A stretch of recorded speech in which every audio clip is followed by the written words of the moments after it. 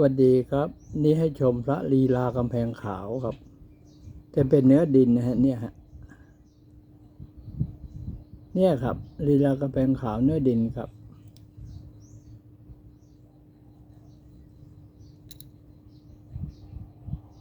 เนี่ยดูง่ายๆครับเนี่ยครับ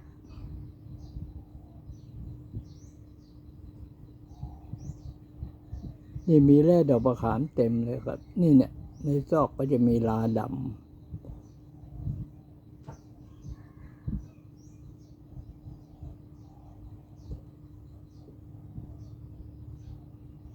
เนี่ยครับ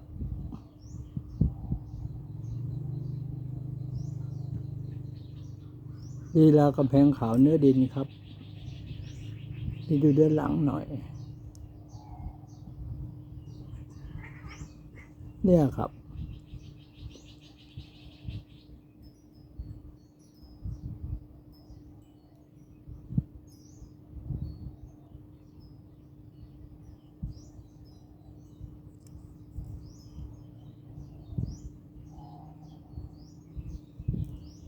โอเคครับสวัสดีครับ